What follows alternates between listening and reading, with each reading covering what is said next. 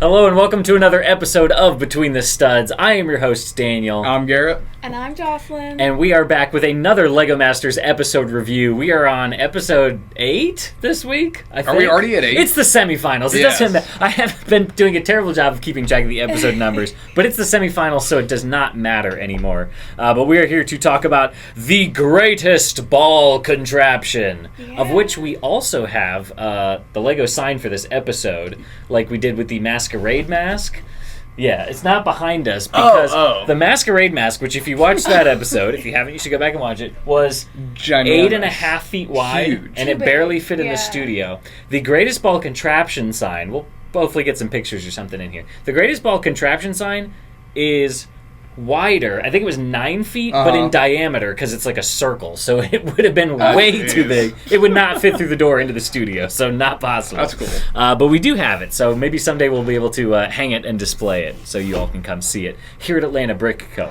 But in the meantime, let's talk about this greatest ball contraption. Contestants had 12 hours to build a contraption to move their very light, very delicate ping pong ball from point A to point B in an interesting manner with some technic functions. So what were y'all's first impressions of this build challenge? What do you think? How would you have tackled it? What did you like about what the teams did or did not do? First impressions of the challenge. Let's start with you, Garrett. So first off, I think 12 hours is kind of a short time, but I also feel like It's better than some other recent challenges. It is, but, yeah. But I feel like anything to do with power functions, with electric, Yeah. motors, anytime they put on the board would have been too short. That stuff's just complicated. It's always impressive to see it done. GBC, great ball contraption. Really cool. Really cool to see. If you've ever been to like a LEGO con or a convention, you'll know GBC is a huge part of like the LEGO community. There are people that's all they do. Absolutely. They go to conventions and they set up, a easily 600-foot great ball contraption. Oh, yeah. It's crazy. Yeah, and it runs all day, around all the time. weekend. The fans love to see it. The Beyond the Brick and other media, they love to cover that stuff. So I think it was a really cool. It's a cool way to like almost bring the community into LEGO Masters. Yeah. I don't like the fact they used a ping pong ball. Yeah. I agree, yeah. Cause what are you doing? That's too light. It's That's so not in light. scale with LEGO for certain things. Yeah. Yeah. I get it was more of a challenge, but that's not what GBC is either. Yeah. GBC is different scale. So Absolutely. I think it was a good challenge, but I would have handled it. I would have done it a different way. You have designed the challenge differently. Yes. Yeah. I'm with you there. This would be one that I could see making a return if they do additional seasons of the show, but I would like to see it maybe adapted a little bit. But yeah, good thoughts. How about you, Jocelyn? What do you think about this episode and the challenge? I thought it was a really good challenge. I loved the idea of it, and I loved how they put it all together at the end and made it one big challenge where they all, had to combine everything and the tubes to go down to each individual build. I did think 12 hours was, it definitely was a challenge, and I did not like how they used a ping pong ball. I did think it was way too light, especially since all of them had the contraption to go up to the tube. It was, it just, Yeah, that 12 hours seemed for a lot of teams like it got eaten up just designing the functions, and they were kind of putting the aesthetics off to the end, and they didn't really have time to if you've ever integrate tried it. to do anything with LEGO motors or something, you know that you go into it and you're like, okay, I'm going to do it this way, I'm going to do it that way, and everything should connect this way. That won't happen at all. All those steps will not work. You're going to have to pretty much do it as you go. Motors are kind of a difficult thing. And I think the pressure of that clock led a lot of these teams to... They picked a function in their head, and maybe they started prototyping it, and then they felt kind of stuck or committed to that, so they spent the whole rest of the time making very minor, very fiddly tweaks that it's well, maybe it will work or maybe it won't. We don't have a great success rate because you're we in the keep semifinals. making You tiny can't have things. Willy won't-he. Right, It's rather gotta than work. prototyping a function and then being this one's too finicky, let's pivot, let's scrap it, let's try and design one that's going to work perfectly every time. Yeah. A lot of those teams, it seemed, were kind of pressured to commit to that function once they had picked it. Again, we don't always know the rules. Maybe something once they establish their concept, maybe you're limited in how much you can deviate from that. I'm not really sure. Yeah. There's always more to the rules than we ever know as the viewers, but that was my impression at least. So let's go ahead and get on to the teams in the order that they were presented. Our final 4 teams. This is crazy. I know. Crazy. It In the went semifinals. by fast. It Yeah. really did. It always does. Yeah. It really did. But this is when things really start to get tough. I mean, I would say even since last week with our top 5 teams, these were all teams I could have seen going to the finals. I think so. Yeah. So honestly, at this point, the teams that get chosen to get sent home is pretty tough because it's like they have a lot of potential. Yeah. I would have They loved all to have see skill. them compete in the finals, and I think these last 2 teams who got eliminated were ones that just had a bad week and weren't necessarily the worst builders in the room. So let's get on with our teams here. So first up was Ben and Michael with their contraption, The Lost Meatball, which, fantastic title, fantastic storytelling. But Garrett, why don't we start with you? What were your overall thoughts of their build here and their execution? I think it was an awesome concept. Really like the direction they were going in. I don't know why their meatballs looked like Grimace. They looked like little, their meatballs look like a ping pong ball to me, but yes. they were like the ones with eyes. They looked like the little Minecraft Grimmy egg. You know? Yeah. But besides that, their functions I think were really cool. I liked the whole like pan tipping and the conveyor With the sponge and the, So like that was all really cool. The cans, I think they're like like stepper system. Didn't look great. I know they can build better than that. Yeah. And it did just seem like super, super like fragile. Yeah. And they were testing it, and then as soon as they got up there to, make it all go down, that's the one part that just didn't work for them. It seemed But to it almost seemed like it got weaker and weaker, and That's exactly what I was going to say. It seemed like it got worse throughout the episode. I don't know if because there was too much friction introduced as they were stacking like extra bricks around those little pistons, or if the motor was wearing out. But yeah, suddenly the chain started slipping, and then by the end it was just completely when they seized. first showed it, it worked perfect. Yeah, I was going to say that. And I was like, man, that's really cool. You see steppers like that in GBC all the time. Yeah. They needed some WD-40 in there. Yeah, that was little like engine oil. That's one of those things. You've got to test it. You've got to make sure it's gonna work when you get up there. But overall, I think they had a cool idea. I think their build was acceptable for the challenge it was. I know they're better builders. Yeah. Their characters, just because I know what they can do, left me. They're not character builders. Let me go ahead and say that. Yeah. They're not character builders. I think they were one of the only ones who I would say this week chose to build kind of nice brick built characters. Just do a little brick built thing with some eyes on it. Yeah, it worked for the storytelling they were going with. Yeah. I did like their build. All right, how about you, Jocelyn? What were your first impressions of Ben and Michael's build? I had really high hopes for them, like at the beginning when they were explaining what their story was, and the cans at the end I thought were really cool. But I was really disappointed, like at the end when they didn't work. I felt really bad that they had to go like touch it a little to make it go. It was sad, but overall I thought it was pretty cool, and I'm just glad that they made it through. Yeah. Because I know that they have a lot more potential to bring to the table. For sure. Yeah, theirs did end up getting stuck there at the end, as you mentioned, and they did have to kind of rescue it. But I think it was their storytelling that probably ended up saving them. Definitely. The character builds, they really committed to the story. I mean, they had the little, like you said, the washing pan with the sponge and the whole plate of spaghetti that was like tipping around. So they also had, I think, the most different functions. It seemed like the requirement was only for one function. The spin. They had a couple. But yeah, so theirs did end up getting a little stuck, but I think it worked out for them in the end. Yeah. So let's see. Next up, we had Sage and Ian, the brother and sister, who built The Tale of Sage and Ian, which was going to be the story of their journey throughout the competition. However, it ended up... I think that was a good idea, which they were kind of struggling with at the beginning, and then Will kind of said something that kind of prompted them, but it seems to get a little dialed down, scaled down by the time they got to the end. But Jocelyn, what were your first impressions of Sage and Ian's build? I thought it was cute. Like, I liked the little, storytelling idea, and the dragon at the end I thought was cool, and how you could see through it, like the ball going. And at the end, their ball did fall down, but it immediately got picked right back up. That's right. And I that made me nervous, because at first I did not think it was going to make it the whole way through, but I was glad to see it did, and I think they did a great job. The design was really cool.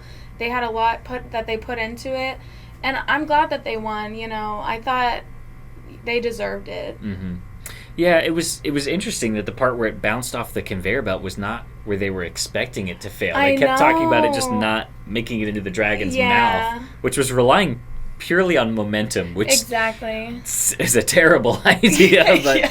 But it did kind of luck out for them. But yeah, then it kind of bounced off the conveyor belt, which was interesting. But it was very shaky. Like the ball, the whole time just looked like, oh, it's about to fall. It's about to fall. They had a super steep conveyor. And it was. They needed like a tensioner or something in there to keep it from wobbling so much. But all right, how about you, Garrett? What were your overall thoughts about Sage and Ian's build? I'm going in a little bit of a different direction. I think their dragon looked good. Yeah. I disagree with the judges and everything, but I think it was a benefit you could see through it. Interesting. Okay. I think that's cool for GBC, sure. Yeah. I don't know if just the little like tooth pieces overlapping is the right way to do that. Yeah. I would have liked to have seen like some window elements or like some of those like, curved like transparent pieces. Mm-hmm. Yeah. Just because it seemed like super gappy. Yeah. It seemed like a dragon skeleton, which is like cool. make it white, make it a bone dragon or Yeah, something. Yeah. I do think it looked good. I'm with you. The function to get it into its mouth. Yeah. This far in the competition, you can't rely on luck like that, on just something to happen. They should have made... It was already right there on a conveyor. I don't know why they couldn't have extended that a little bit with just like a Technic arm that like every now and then comes up and flaps like that. Yeah. I'm sure there was stuff preventing them, but overall, I think the design was good, cohesive. I didn't really get their original idea through it. It pretty much was just a red dragon. Yeah. Which, hey, it looked okay. It was supposed to be like the storybooks at the beginning, but it was just It was ramp that the ball flew through into the dragon's mouth. And then the conveyor, I definitely thought once it like fell and where it fell and it kept shaking, I was like, oh god, is it about to get stuck in a loop right here? Just keep going. Yeah. But it made it up the second time, and they made it through with very minimal problems. So I think they had a very good week. It seemed like they had a lot of screen time this week too. I feel like it was. Yeah, I was expecting theirs to fail just based on the editing. I know, they kept showing. The more they show somebody, the more likely they are to go home. I was like, oh no. But overall, I think they did good. I don't think this is one of their best builds by any means. Yeah. But they've definitely shown they're good builders. They've got good ideas and they're able to execute. For sure. Like I said, I think they had a great concept once. Kind of, I guess, Will sort of seeded the idea in their head. I think they probably ate up a lot of their time trying to come up with a concept and maybe not quite getting there, which is why they were struggling. They also talked about just not being big technical builders. I mean, they're just more of they have good building techniques for aesthetics and structural elements, as evidenced by the fact that they won the Is It Brick challenge last week, but they're not great with power functions. So I think they just kind of limited themselves to the one function. Whereas, I mean, with the idea that they had, I would have loved to have seen them do, here's a version of every one of our prior builds from the comic. Maybe not everyone, because we're on episode 8 now or something, so you probably don't want all 7 prior builds as different functions, but, do something that represents each one of your builds throughout the competition, and then that was what their concept read as to me. But the dragon was just representing, like, the daunting challenge that was this episode, and that was kind of immediately the first function. So it just ran through these little storybooks that were supposed to, I guess, represent the prior challenges, and then kind of immediately went on to the dragon. So and the dragon pooped it out. Yeah, there was some good stuff. They liked the little clouds with the like micro scale kind of forced perspective, like village way off in the sky. The beanstalk thing. Yeah. So there was a lot of good other elements to it, but.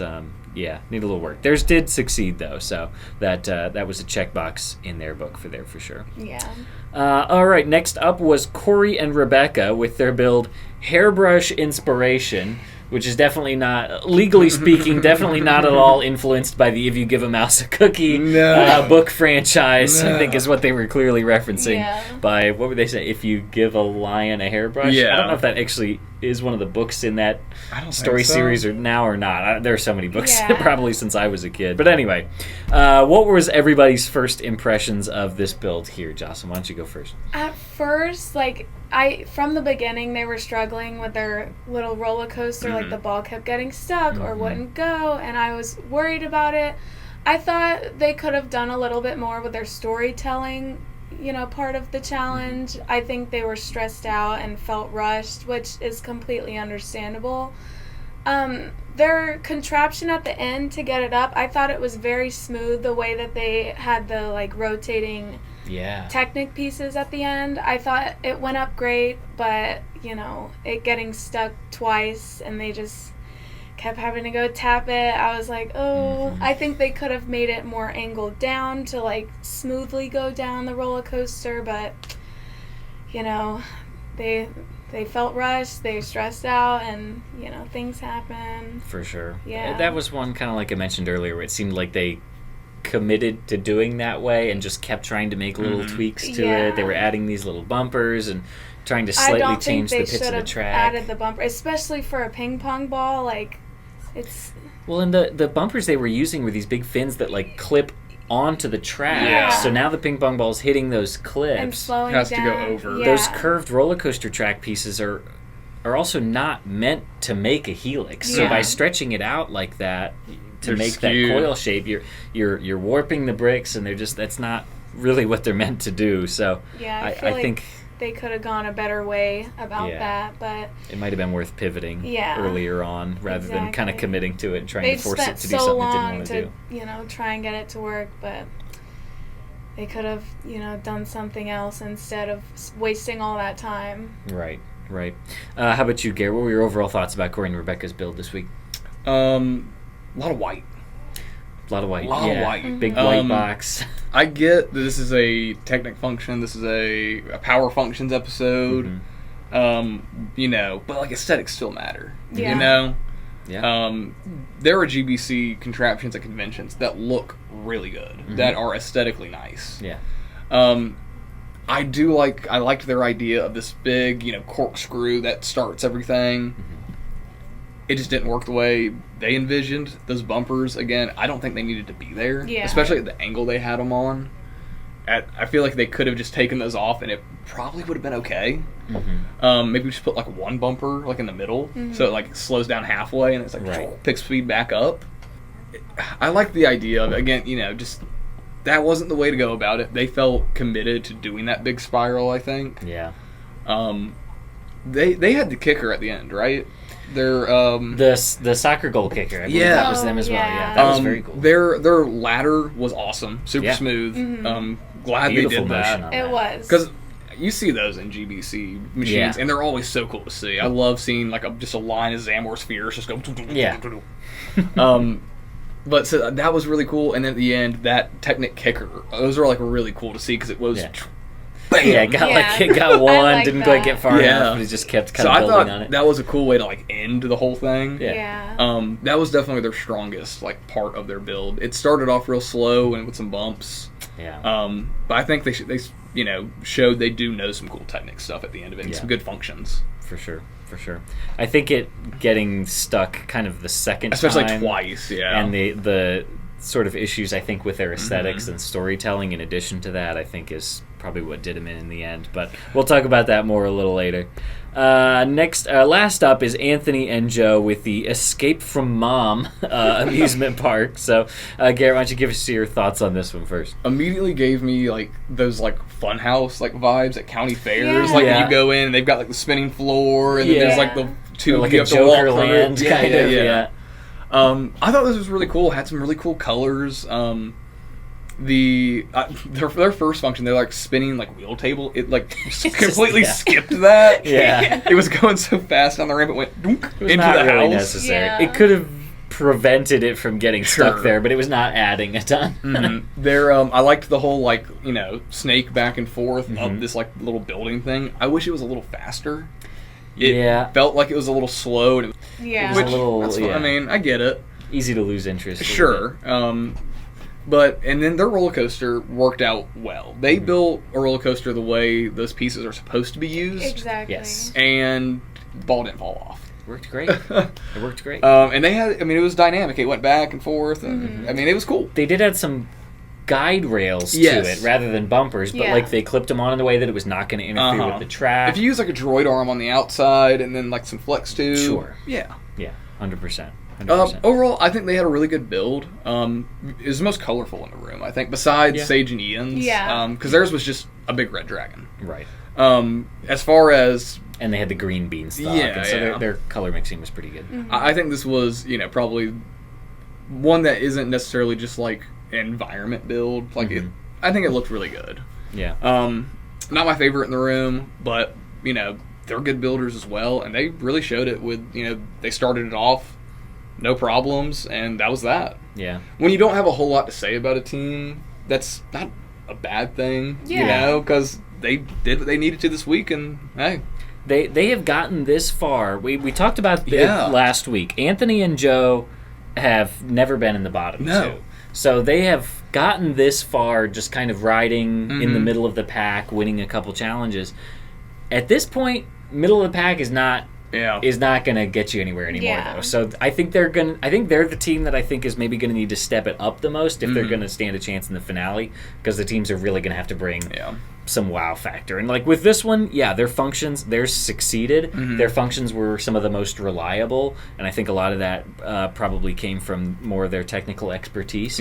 But I think their aesthetics, they were very colorful, but I think their aesthetics were kind of lacking. The big, they kept calling it like the anti-gravity tower, was kind of just like a big yellow box. It was. And so maybe they ran out of time, but like with the amusement park carnival kind of theming, there was so much room for a lot of it could have been a Jokerland aesthetic type thing. details. Sure, get like some red and white pinstriping or something. Get some characters in there, like some clowns and some other They stuff. should have built a clown, you're right. I think they just needed a little more time to sell that story. Obviously with this one, everybody was focused on the functions and making sure it worked and getting that locked in first, and they probably just didn't have enough time to come back and revisit it.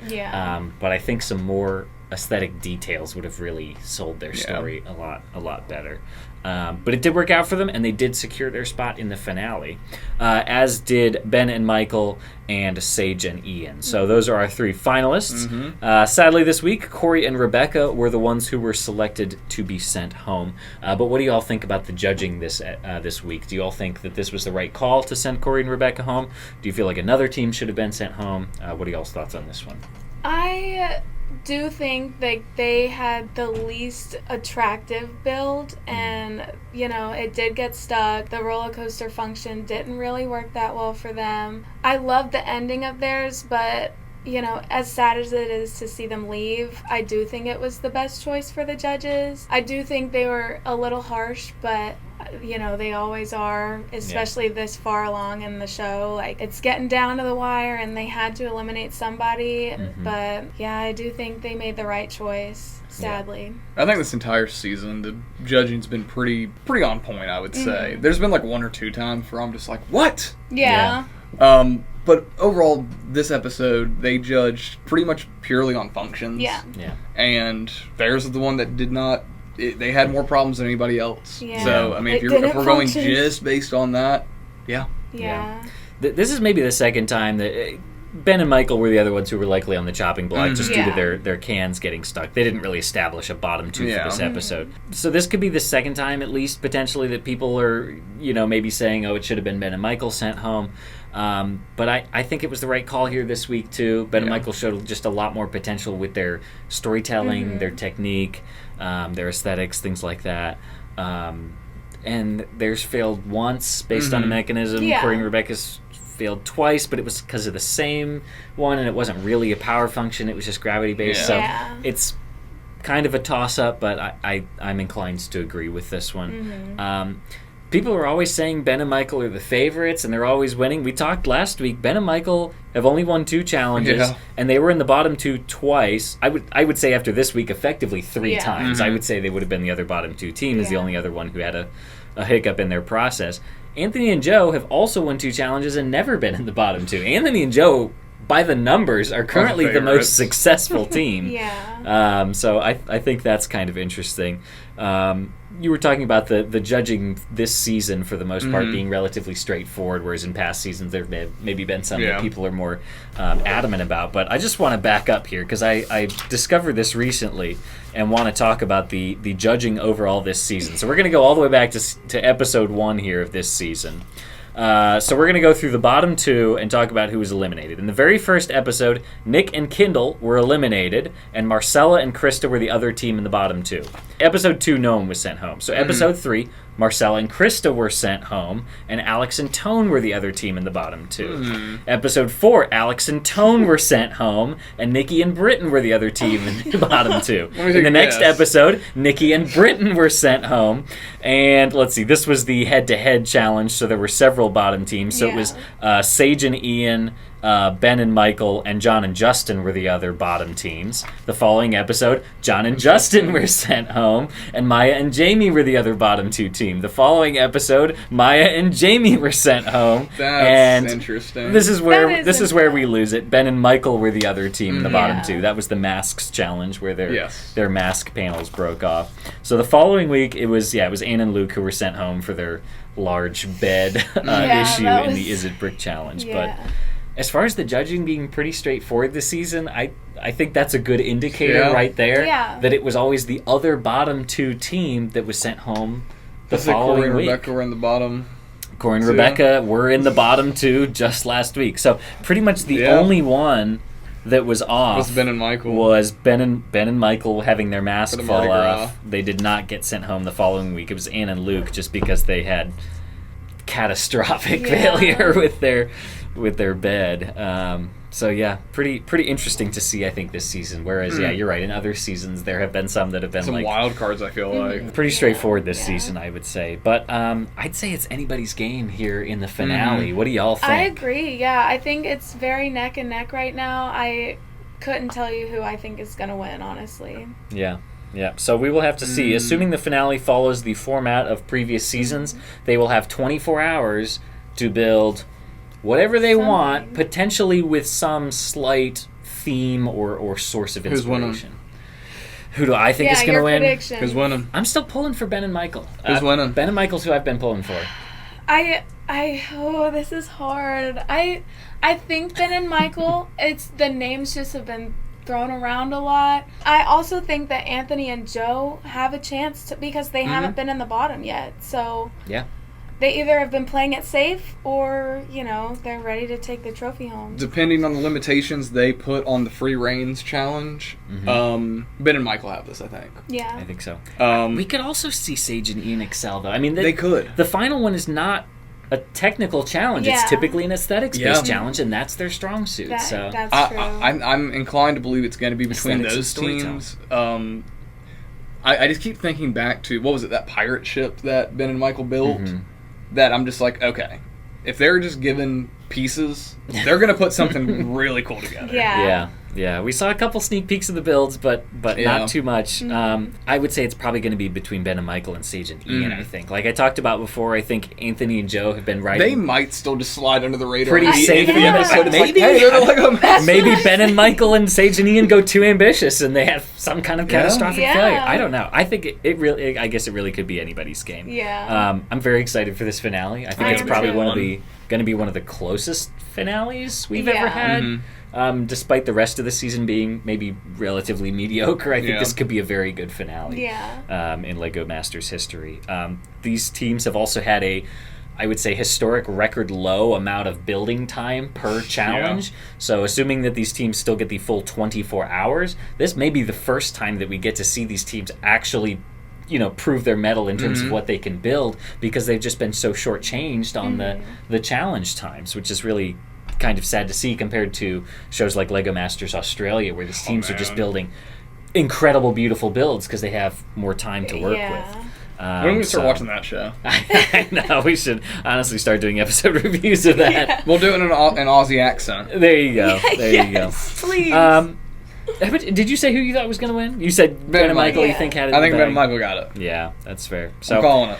Either way, assuming the show is on next week, we will be bringing you another and final episode of LEGO Masters episode review here on Between the Studs. But in the meantime, thank you all for watching this episode. Please hit that like button and give us a thumbs up. It really helps us out on the channel. Thank you to Garrett and Jocelyn for joining me today for this episode of Between the Studs, and we will see you next time. Take care. Bye-bye, everybody.